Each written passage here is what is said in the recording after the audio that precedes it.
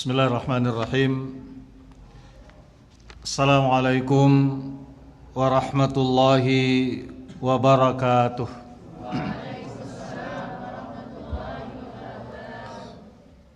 Alhamdulillah alladzi arsala rasulahu bil huda wa dinil haq liyuzhirahu 'ala ad-dini kullih walau karihal musyrikun. Ashhadu an la ilaha illallah wahdahu la syarikalah wa ashhadu anna Muhammadan abduhu wa rasuluh la nabiyya ba'da.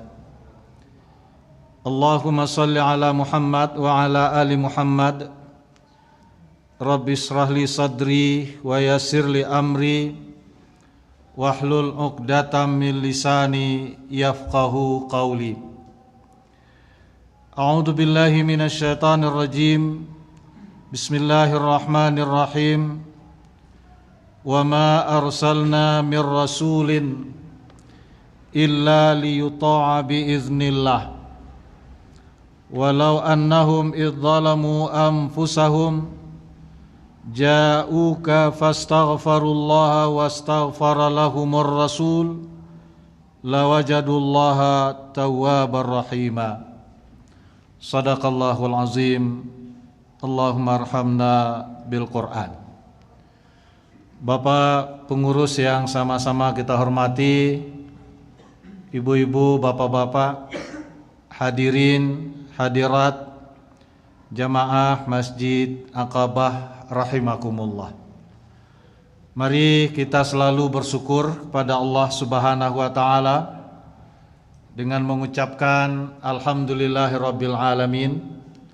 Kemudian kita iringi dengan ketundukan dan ketaatan kepada aturan-aturan yang memberi nikmat, yaitu Allah Subhanahu wa taala. Karena itulah wujud syukur yang sebenarnya, tidak hanya sekedar membaca alhamdulillah, tetapi berlanjut dengan bentuk pengamalan dan ketaatan terhadap yang dipuji itu, yaitu Allah Subhanahu wa taala. Mudah-mudahan kita termasuk hamba yang selalu bersyukur terhadap nikmat-nikmat Allah dengan selalu mentaati aturan dan ketentuan Allah. Salawat dan salam kepada Nabi kita Muhammad Rasulullah sallallahu alaihi wasallam. Allahumma salli ala Muhammad wa ala ali Muhammad. Bapak-bapak, ibu-ibu, hadirin, hadirat rahimakumullah. Mari kita samakan niat kita. Kita duduk di masjid menanti masuknya waktu salat berikut dalam rangka beribadah kepada Allah Subhanahu wa taala, dan bentuk ibadah itu kita dasari dengan membaca dan mempelajari ayat Allah Subhanahu wa taala. Karena orang yang duduk di rumah Allah membaca dan mempelajari ayat Allah Subhanahu wa taala, itu mereka yang akan dapat ketenangan, kata Nabi. Sering kita dengar hadis itu, majtama'a qaumun fi baitin min buyutillah yatluna kitaballah wa yatadarasunahu bainahum illa nazalat alaihimus sakinah wa ghasyiyatuhumur rahmah wa haffathumul malaikah. Orang yang berkumpul di rumah Allah dan mereka tidak sekedar berkumpul dan duduk, kata Nabi, tapi ada pekerjaannya. Mengapa? Yatluna kitaballah wa yatadarasunahu bainahum. Mereka membaca ayat-ayat Allah dan saling mempelajari ayat-ayat itu. Nah, orang itu akan diberikan ketenangan. Wa ghasyiyatuhumur rahmah, dan akan diliputi oleh rahmat Allah Subhanahu wa taala. Wa haffathumul malaikah, dan dikerumuni oleh para malaikat. Ini diantara dasar kita, ibu dan bapak.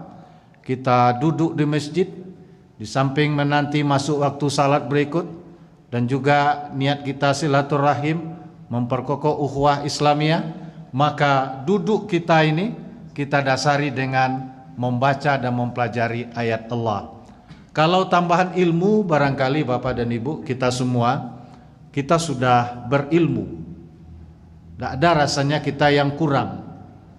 Tidak ada mungkin yang akan menganggap ada tambahan ilmu. Karena sumber ilmu itu sudah sangat banyak. Di rumah kita juga bisa berilmu dengan alat-alat yang canggih sekarang.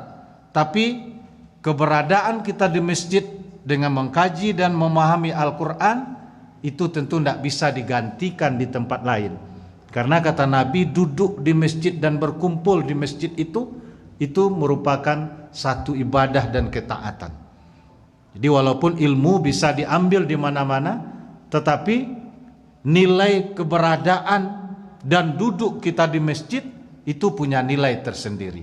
Jadi mungkin tidak ilmu yang akan bertambah barangkali Bapak dan Ibu, tapi yang jelas niat kita duduk di masjid membaca dan mempelajari ayat Al-Quran itu sudah merupakan satu ibadah dan ketaatan. Nah, kalau ada kita merasa tertambah ilmu kita, alhamdulillah, berarti bertambahlah nilai dari kehidupan kita itu.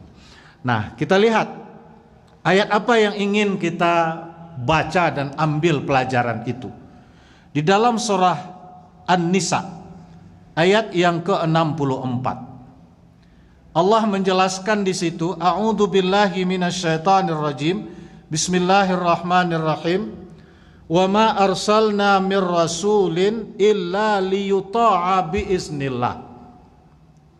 Terjemahannya, kami tidak mengutus seorang rasul melainkan untuk ditaati dengan izin Allah. Kalau Bapak Ibu lihat terjemah, begitu terjemahnya. Kami tidak mengutus seorang rasul kecuali untuk ditaati dengan izin Allah. Selayang mungkin bisa kita pahami ayat itu, bahwasanya Allah mengirim rasul itu untuk ditaati. Itu satu. Kemudian dengan izin Allah. Apa pemahaman dengan izin Allah itu? Nah, di sini kita butuh kepada pemahaman ulama tafsir. Sehingga ayat itu menjadi tuntunan dalam kehidupan. So, kalau kita cukupkan mungkin dengan terjemah, dengan izin Allah. Mungkin bertanya lagi kita, apa makna dengan izin Allah di ayat itu? Kemudian, yang kedua, kajian kita, apa petunjuk Allah di ayat itu? Jadi ini mungkin kita ingin ambil pelajaran, karena ayat Al-Quran adalah petunjuk. Kewajiban kita terhadap Al-Quran, bagaimana mengambil petunjuk dari Al-Quran itu. Kita sering membaca, mendengar Al-Quran hudal linnas, hudal lil muttaqin, petunjuk bagi manusia, petunjuk bagi orang yang bertakwa. Lalu apakah petunjuk itu hanya sekedar Al-Quran ada? Oh ya, saya sudah punya Al-Quran. Ada 3, 5, 7 barangkali Al-Quran di rumah saya. Kalau begitu saya sudah dapat petunjuk. Ibu dan Bapak, tentu tidak itu yang dimaksud petunjuk. Petunjuk tentu yang akan menunjuki kehidupan. Jadi ayat demi ayat itu memang kita yang menjadikan itu petunjuk. Nah, bagaimana menjadikan petunjuk? Tentu kita pahami apa yang ditunjuki oleh ayat itu kepada kita. Nah, begitulah kita ketika mentadaburi Al-Quran, memahami Al-Quran, kita harus menjadikan dia petunjuk. Petunjuk apa di sini ya Allah? Apa yang Engkau tunjuki kami dengan ayat ini? Apa yang Engkau tuntun kami dengan ayat ini? Itulah sikap kita terhadap Al-Quran. Nah, mari kita lihat Ibu dan Bapak. Pertama, kita lihat Rasul dikirim untuk ditaati dengan izin Allah. Ulama tafsir memahami dengan izin Allah itu artinya bi'ilamihi bisyai' wa amrihi, yaitu dengan pemberitahuan dari Allah dan perintah dari Allah. Nah, semakin jelas oleh kita ayat itu. Jadi rasul yang dikirim itu diperintahkan oleh Allah, diberitahukan oleh Allah, dan diperintah oleh Allah untuk ditaati oleh kita. Berarti tugas awak ibu-ibu apa-apa terhadap rasul di situ untuk ditaati berdasarkan perintah Allah. Jadi Allah yang memerintahkan di situ. Itu makna biiznillah. Nah, semakin jelas oleh kita ayat itu. Jadi rasul yang dikirim oleh Allah, dan juga barangkali ada yang kita peringati lahir rasul Nabi kita Muhammad sallallahu alaihi wasallam 12 Rabiul Awal, bahkan secara nasional dijadikan libur nasional di negara kita. Nah, lalu apakah hanya sekedar libur nasional? Kita sebut ini Maulid Nabi, ini hari kelahiran Nabi, hari libur nasional. Cukupkah hanya sekedar itu? Al-Quran mengisyaratkan rasul itu tidak hanya sekedar diperingati. Mungkin ada ulama yang membolehkan seperti itu diperingati, tapi dalam rangka untuk kita jadikan beliau sebagai tuntunan di dalam kehidupan. Jadi sebagai wasilah, sarana untuk mengingat kembali apa perintah Allah terhadap kita dengan Rasul sallallahu alaihi wasallam. Nah, di sini diingatkan begitu. Jadi rasul yang dikirim, yang diperingati, jadikan libur nasional itu untuk ditaati berdasarkan perintah Allah Subhanahu wa taala. Itu kandungan ayat. Lalu kalau begitu, apa petunjuk di ayat itu untuk kita? Walaupun sudah tergambar oleh kita itu pernyataan Allah Subhanahu wa taala, tetapi ulama tafsir mencoba mendekatkan ayat ini kepada kita. Jadi tidak cukup hanya sekedar berita rasul itu dikirim untuk ditaati. Walaupun mungkin kesannya bagi kita yang membaca ibu-ibu dan apa-apa ayat itu adalah tugas kita mentaati rasul. Tapi oleh ulama tafsir memang dipertegas lagi supaya kita tidak memahami sendiri dengan otak kita, maka dijelaskan. Di antaranya kita bisa kutip apa yang ditulis oleh Syekh Abi Bakar Al-Jazairi di dalam tafsir beliau, Aisarut Tafasir li Kalamil Aliyil Kabir.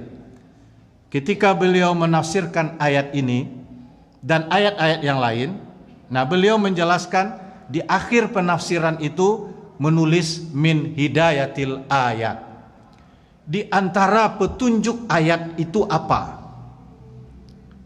Ini di antara kelebihan tafsir itu. Kalau Bapak Ibu, para adik-adik anak mahasiswa, itu bisa lihat di tafsir itu. Karena di akhir setelah beliau tafsirkan 2 ayat kah atau 3 ayat kah, tergantung sejauh mana keterkaitan ayat itu, maka beliau di akhirnya menjelaskan min hidayatil ayat. Apa petunjuk ayat itu kepada kita? Nah, ini sesuai dengan tujuan kita dan kewajiban kita terhadap Al-Quran. Bagaimana menjadikan dia petunjuk, bagaimana mencari petunjuk dari ayat demi ayat itu, sehingga dia betul-betul menuntun kehidupan kita. Nah, termasuk ayat ini, apa kata Imam Al-Jazairi? Nah, min hidayatil ayaten. Kebetulan beliau menafsirkan 2 ayat. Jadi beliau jelaskan min hidayatil ayaten. Di antara petunjuk 2 ayat ini, dan termasuk ayat yang kita baca ini, kita ambil saja ayat yang kita baca ini. Apa petunjuk ayat itu? Kata beliau, ujubu ta'atir rasuli sallallahu alaihi wasallam fima ya'muru bihi wa yanha anhu. Nah, ini petunjuk ayat ini, Ibu dan Bapak. Ayat ini memberikan petunjuk apa? Ujubu ta'atir rasul. Wajib mentaati Rasul sallallahu alaihi wasallam fima ya'muru bihi wa yanha anhu, terhadap yang beliau perintah dan yang beliau larang. Nah, semakin jelas oleh kita. Berarti ayat ini walaupun pada dasarnya berita, informasi, Rasul dikirim untuk ditaati kata Allah, lalu oleh ulama tafsir ditegaskan ini petunjuk kepada kita manusia bahwa wajib mentaati Rasul. Di ayat itu tidak ada kesan wajib. Kesannya tentu berita. Ketika Bapak Ibu baca terjemah nanti ayat itu, kami tidak mengirim seorang rasul kecuali untuk ditaati dengan izin Allah. Mungkin ada kita kalau memahami datar saja, ini kan informasi dari Allah. Ya sudah, ini kan berita, kan belum ada perintah. Mungkin bagi orang yang berhela bisa saja dia memahami seperti itu. Nah, disinilah pentingnya ulama mendekatkan pemahaman ayat itu melalui tafsir beliau. Jadi ini ayat, nah ini kata Imam Al-Jazairi, wujubu ta'atir Rasul sallallahu alaihi wasallam. Wajib mentaati Rasul sallallahu alaihi wasallam fima ya'muru bihi wa yanha anhu. Apa yang beliau perintah dan apa yang beliau larang. Ibu dan apa-apa, hadirin hadirat rahimakumullah. Jadi tuntunan ayat ini kepada kita menuntut bagaimana kita mentaati Rasul. Nah, kita bawa lagi ke dalam kehidupan kita. Itu kan ayat dari segi pemahaman. Lalu dijelaskan ini petunjuk ayat. Nah, tentu kita sebagai yang menerima ayat, yang menjadikan Al-Quran sebagai petunjuk, menerima ayat saat ini walaupun turunnya dulu kepada Nabi Muhammad SAW, tapi ayat ini kan berlaku untuk semua umat Nabi Muhammad SAW. Nah, maka bagi kita berarti ayat ini menuntun saya sekarang ini dalam perilaku bagaimana saya, bagaimana kita bersama-sama Bapak dan Ibu-ibu berkewajiban mentaati apa yang diperintah oleh Allah dan apa yang dilarang oleh Rasul dan dari Allah juga. Dan dari Rasul itu kan dari Allah. Jadi ketika dikatakan disebut mentaati Rasul, itu pada prinsipnya juga mentaati Allah Subhanahu wa taala. Jadi boleh saja kita gandeng nanti, oh mentaati Rasul, itu sudah terbawa mentaati Allah Subhanahu wa taala. Karena di ayat dijelaskan mentaati Rasul itu biiznillah, biamrillah, berdasarkan perintah Allah Subhanahu wa taala. Nah, kita bawa ibu-ibu dan apa-apa dalam kehidupan kita. Apakah kehidupan kita ini sudah menjalankan kewajiban seperti itu? Ini pentingnya kita evaluasi diri kita kembali. Bagi Bapak Ibu yang sudah taat, alhamdulillah, berarti saya sudah masuk ke dalam kelompok ayat ini. Berarti saya sudah masuk ke dalam perintah Allah, ke dalam petunjuk Allah di dalam ayat ini. Bagi Bapak dan Ibu yang sudah merasakan bahwa ini memang kita sudah lakukan. Tapi ingat Bapak dan Ibu, kita sampaikan ayat ini kembali karena bisa jadi dan tidak mustahil. Di dalam kehidupan ini ada upaya-upaya untuk kita tidak mengikuti Rasul itu. Ada upaya-upaya untuk kita tidak mentaati Rasul sebagaimana perintah Allah dalam ayat itu. Bahkan Bapak Ibu kita rasakan sekarang, jangankan untuk mentaati ketentuan Rasul, bahkan Rasul itu sendiri bisa dihinakan, bisa dianggap remeh, bisa dilecehkan. Apalagi ajaran beliau. Sedangkan ajaran saja tidak ditaati, itu sudah salah kita. Apalagi sekarang upaya-upaya kita mendengar, kita merasakan sampai ke Rasul itu sendiri yang diremehkan dan dilecehkan. Anak kita umat Islam, Bapak dan Ibu, ini kewajiban kita sekarang.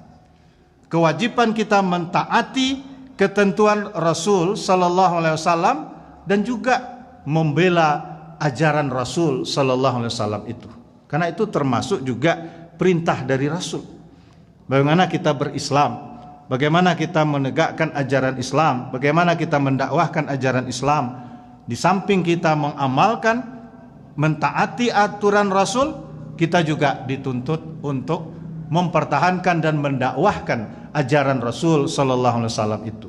Nah, Bapak Ibu, mari kita lihat dalam kenyataan. Bagi diri kita pribadi misalnya, Bapak dan Ibu dan keluarga kita, alhamdulillah, ketika kita sudah beramal dengan ketentuan Rasul, alhamdulillah. Tapi ingat, upaya-upaya dari orang itu akan menggelincirkan, akan menggeser kita dari mentaati Rasul sallallahu alaihi wasallam itu. Apa bukti? Kalau dari ayat kita diingatkan oleh Allah Subhanahu wa taala. Bapak Ibu lihat dari ayat surat An-Nisa juga.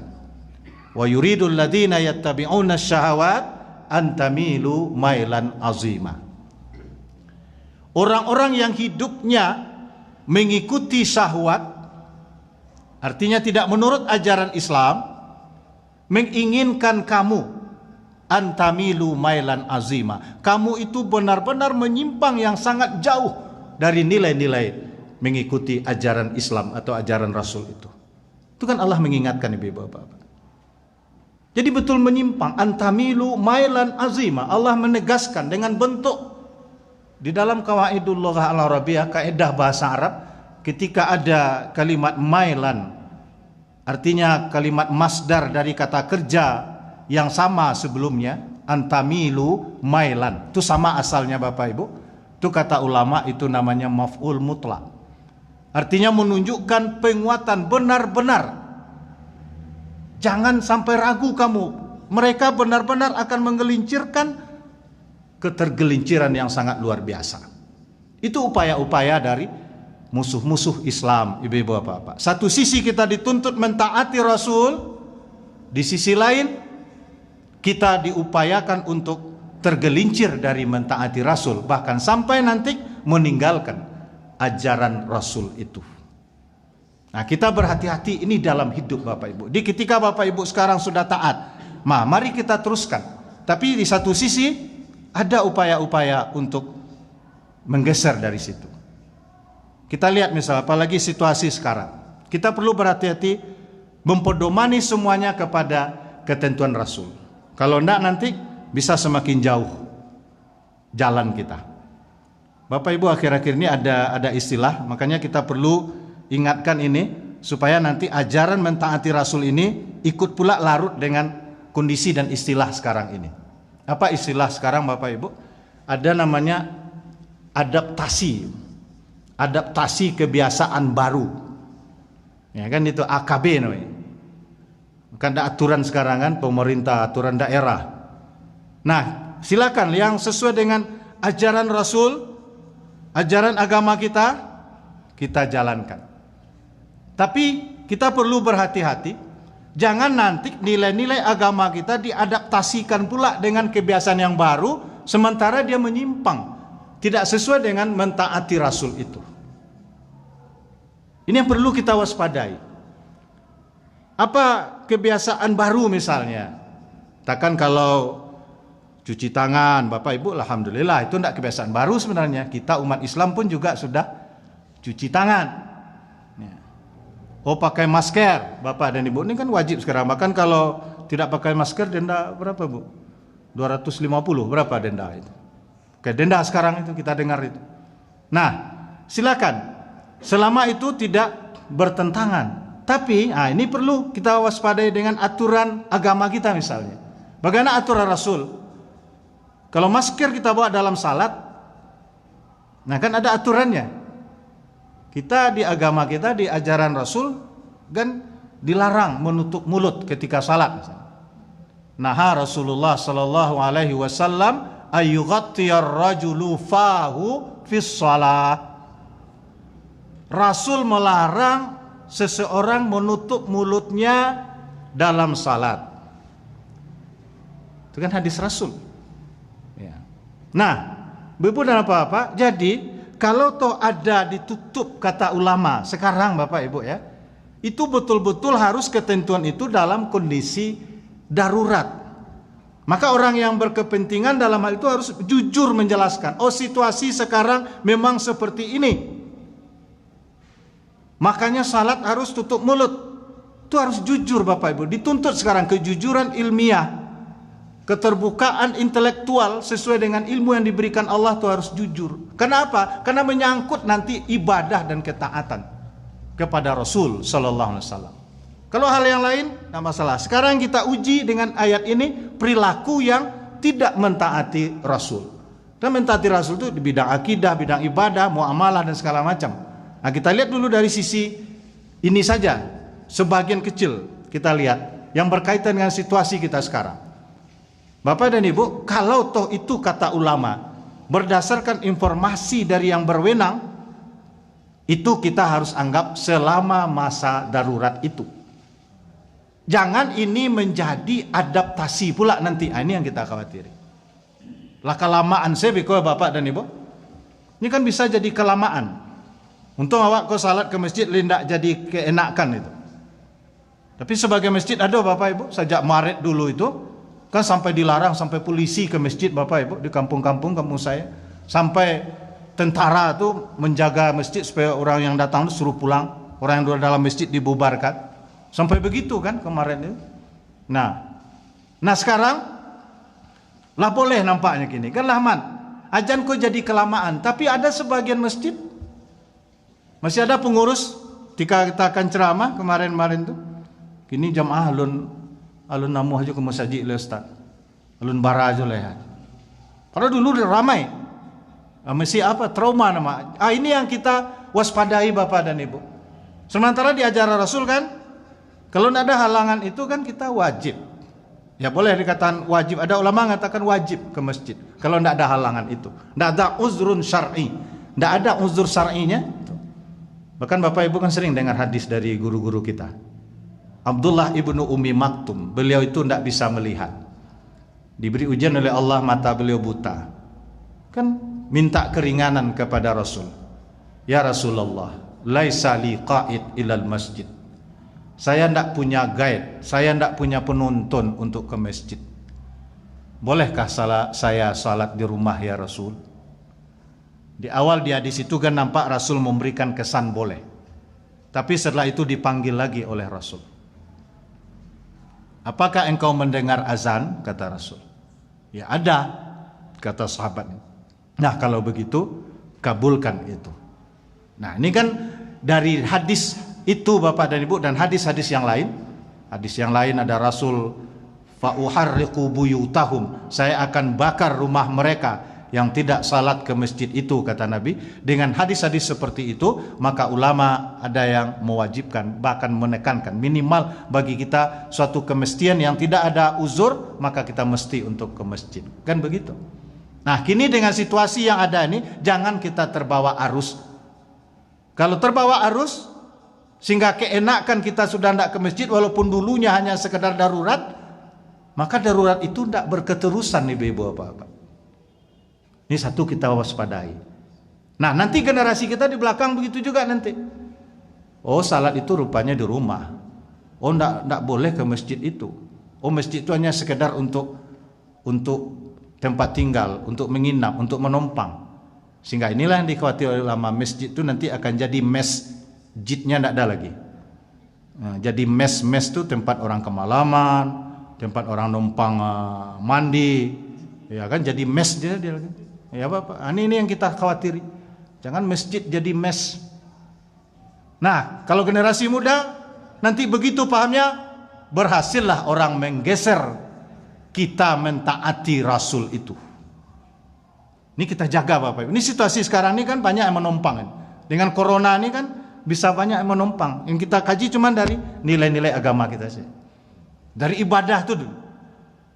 Tuh pakai masker. Kalau darurat silakan Bapak Ibu. Oh salat di rumah mungkin dulu, sekarang enggak. Mari kita giring kembali. Kalau memang sudah menurut yang ahlinya sekarang sudah aman seperti kita sekarang ya. Kita ingatkan kembali. Kadang payah lo balik memulihkan kau Bapak dan Ibu. Kini ulama-ulama tugas-tugas ustaz memulihkan ini kembali. Bahkan masih ada pula yang masih melarang. Nah, itu kan nanti kelamaan menjadi kebiasaan. Nah, menjadi kebiasaan akhirnya itulah tadi. Tinggal masjid. Salat gitu juga. Kita dilarang tutup mulut. Ya, kalau memang darurat kata yang berwenang, kata yang ahli, kita ikuti tapi selama itu. Jangan jadi keenakan. Maka orang yang berwenang yang ahli atau gugus tugas karena ini menyangkut ibadah umat Islam harusnya dia update terus situasi itu. Harus dia perbaharui terus.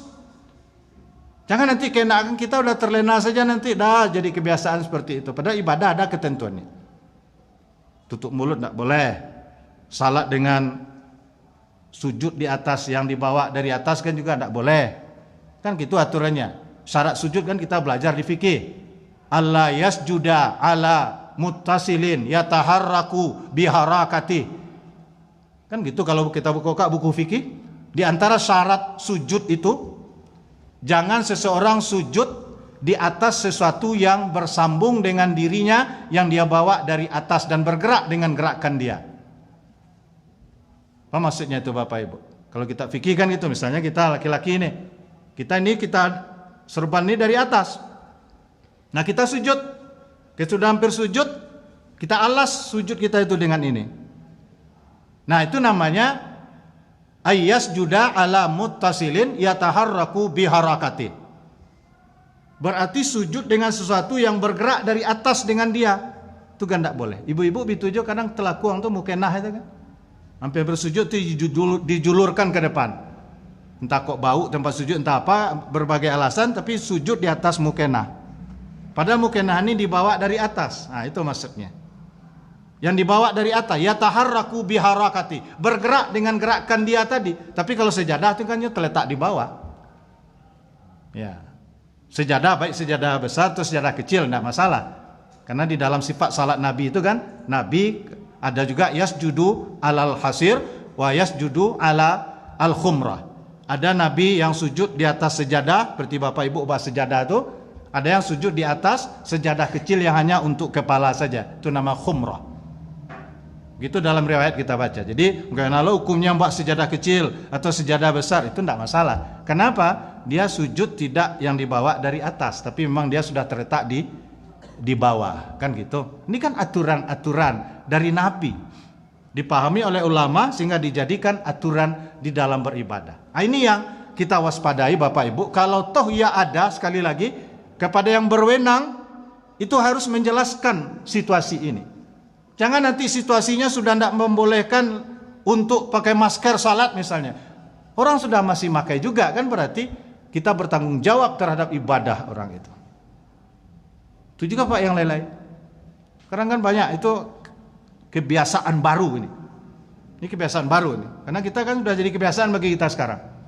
Kita diingatkan, kamu berangkat, nah, bawa masker, kita berangkat, nah, masker udah Pak. Nah, kadang begitu anak-anak gini lah paham ya Pak. Karena nanti bayar 250. Oh iya, kadang dimasuk saku aja dulu Pak. Pokoknya ada. Kalau memang itulah aturannya. Tapi untuk ibadah kita jaga.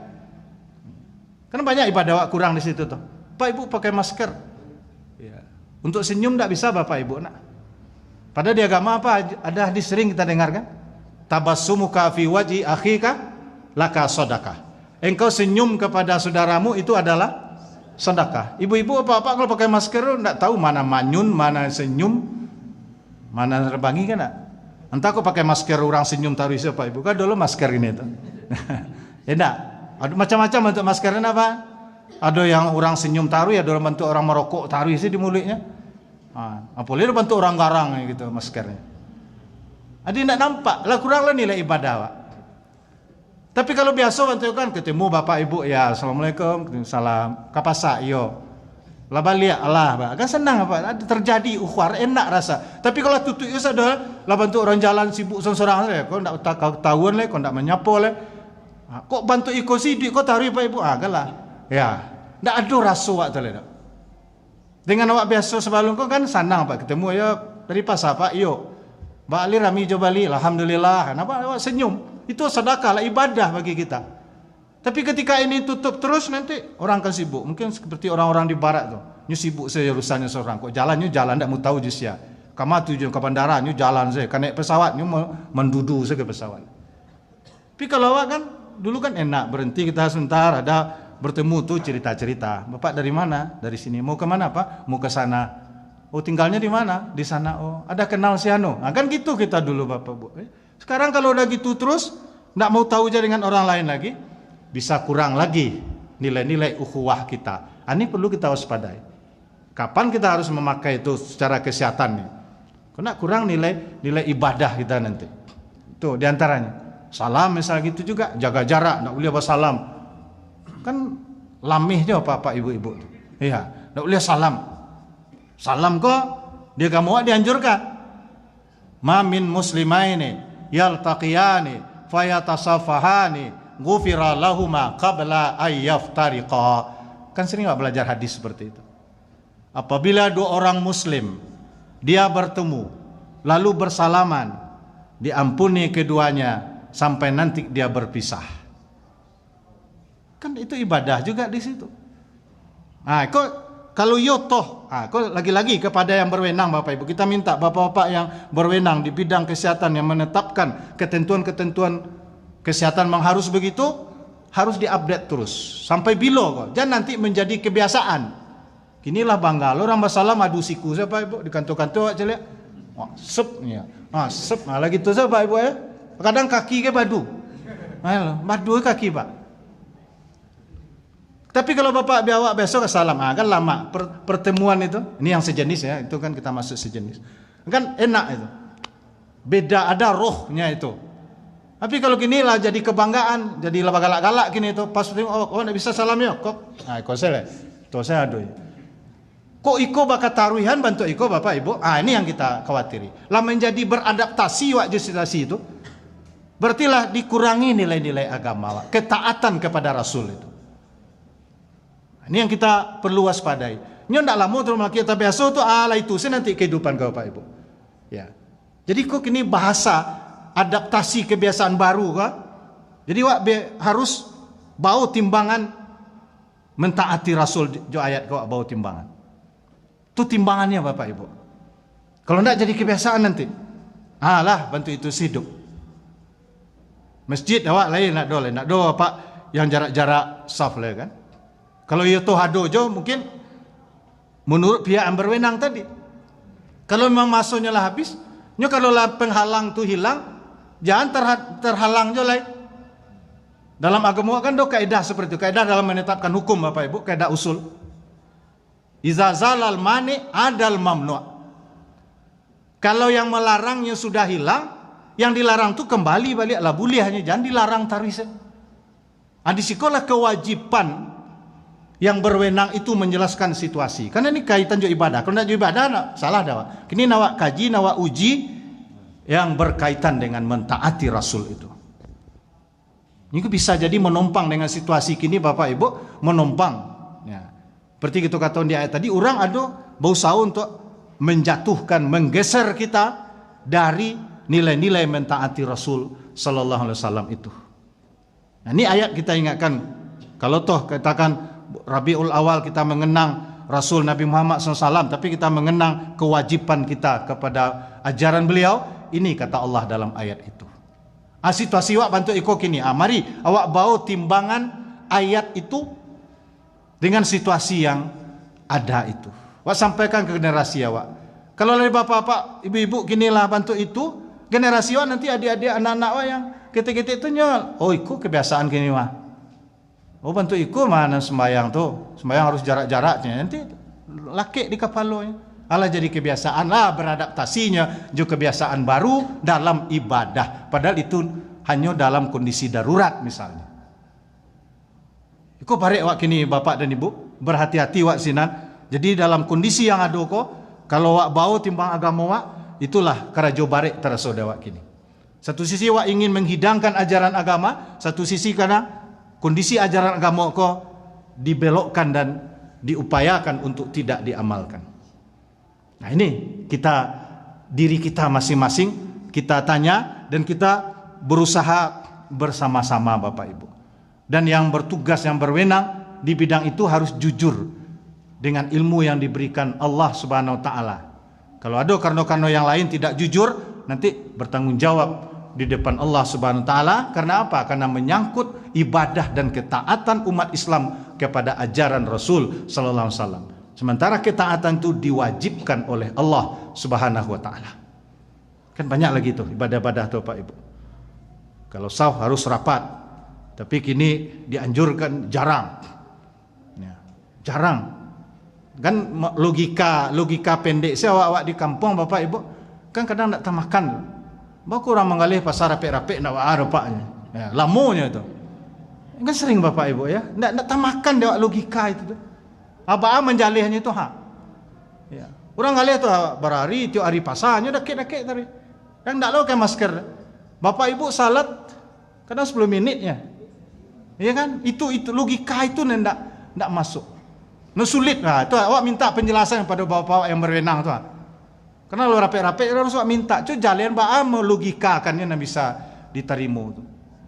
Kini untuk mengatur orang, dulu kini penyakit orang tanpa gejala, kan itu Pak Ibu. Apa Allah meyakinkan orang ku perlu Pak Ibu. Kecil orang kampung-kampung, kecil orang bodoh saya Pak Ibu. Awak ke BAB, BAK saya ada gejala aja. Agak paham logika. Apa Ibu ke buang air kadang? Sakit parui, Ibu nak? Ada gejala. Kini ada istilah orang OTG apa namanya? Orang tanpa gejala. Kadang, iya kan rumit waktu memahami itu. Aku iya lah do Pak Ibu dan torinya tu. Kan dia awak nan logika rendah sih rumit tu Pak. Sehingga pernah dibantah orang, "Pak Allah tu caranya sih. Awak kebasin saya ada gejala awak sih." Ya, KWC so ada gejala sikit parui awak. Ini enggak. Kita bukan menidakkan tu Bapak Ibu, tapi ba'a menjalihkan logika seperti itu Kalau yo ada. Ini kejujuran tu kini yang diminta ketika kita berhadapan dengan mentaati ajaran Rasul. Dan nanti semakin tipis ajaran Rasul sallallahu alaihi wasallam, semakin jauhlah dari nilai-nilai kebenaran itu. Bakal jadinya nanti agama ko. Jadi Bapak dan Ibu, kita ulang ayat Allah ko balia. Kesimpulan awak ayat itu menjelaskan wajib. Nah, dari mana datang wajib itu? Mengutip pendapat Imam Al-Jazairi dalam tafsir beliau tadi. Wajib mentaati Rasul, yang diperintah dan yang dilarang. Nah, kini kita bawakan dalam kehidupan kita harus berhati-hati. Karena apa? Ialah kita dalam mentaati aturan Rasulullah basumangai bayu bana-bana, tapi ingat di ayat lain Allah ingatkan ada orang-orang yang berusaha untuk menurunkan kita dari kendaraan kita yang benar ini untuk memakai kendaraan yang lain. Nah, kita udah dengan Islam udah taat pada ajaran Rasul, tapi ada upaya-upaya orang lain kata Allah. Itu kata Allah juga dalam Al-Qur'an. Coba awak uji dalam kenyataan kehidupan sehari-hari, memang akhir-akhir kok awak dengar di Perancis itu orang yang menghina Rasul segala macam, itu kan upaya-upaya untuk supaya orang kok takut dengan Islam. Itu ada pembunuhan-pembunuhan, penusukan-penusukan ustadz kan gitu Bapak Ibu. Ya, kalau di Preso itu orang gilo saya. Kalau pejabat nan kanai itu teroris, orang turun Densus 88 sekali kan gitu dengan berita. Kalau orang di Musaji orang gilo, orang sakit. Kayak ikut kok melogikakan ke masyarakat kayak ikut gini ya Bapak. Kok kondisi hari Kamis di mana Ustaz ya di Aceh ya, ditusuk Ustaz Muhammad Z itu. Ditusuk di Aceh Pak. Dia acara Maulid Nabi ditusuk juga di masjid itu. Naudzubillah. Jadi kita Bapak-bapak dan Ibu-ibu, di sinilah ujian kita sekarang. Adik-adik anak-anak kami para mahasiswa bidang dakwah, inilah kita berusaha tugas berat kita di depan mata dan saat kita sekarang. Di depan ibu-ibu, bapak-bapak kita saja sudah begini keadaan sekarang. Nah, bagaimana sekian tahun lagi? Inilah tugas kita sangat berat. Namun kita tidak boleh putus asa. Apa kata Allah dalam ayat? Mari kita berusaha mengamalkannya. Apa pesan Nabi? Kita jalankan. Kita terus jalankan karena itu pula lah ladang ibadah bagi kita. Usaha-usaha orang itu pula kerjanya biar. Jadi kita sekarang ada namanya pertarungan as-sira' bainal haqqi wal batil. Pertarungan antara yang benar dengan yang batil. Itu akan selalu ada karena disitulah Allah akan beri nilai kepada kita. Bagaimana kita melalui itu. Nah, ini mungkin ibu-ibu dan bapak-bapak yang jadi Bu. Jadi nih Uni.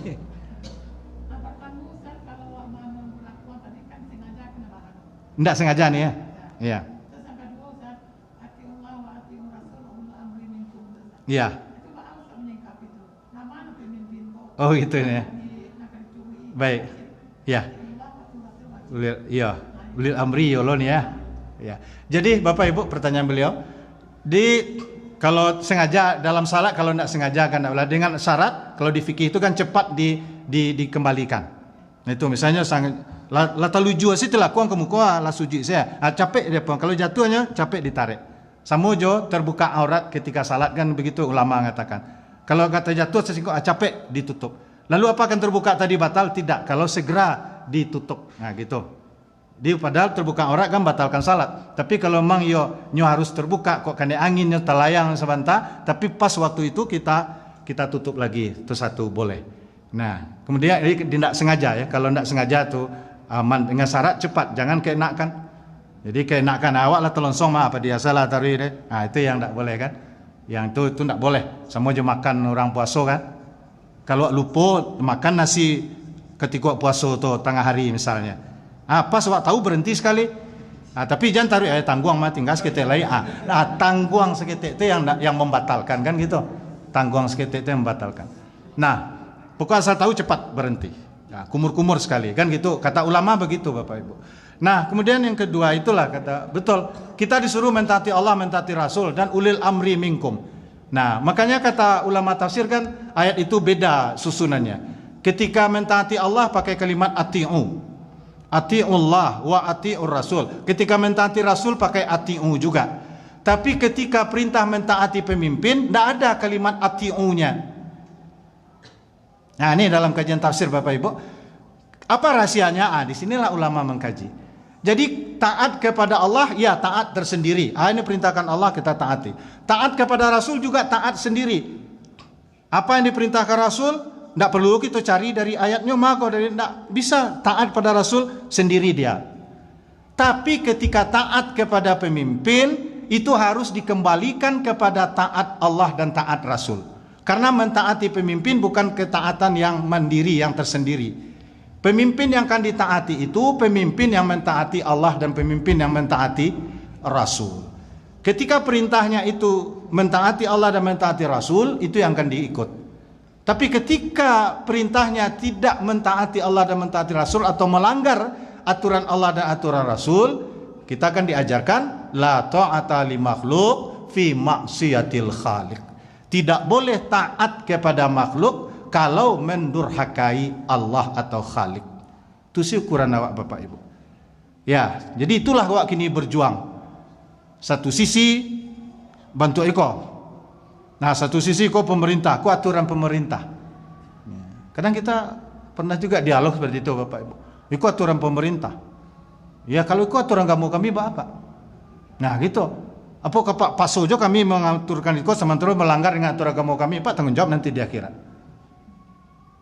Saya pernah dialog seperti itu Pak dalam satu kasus.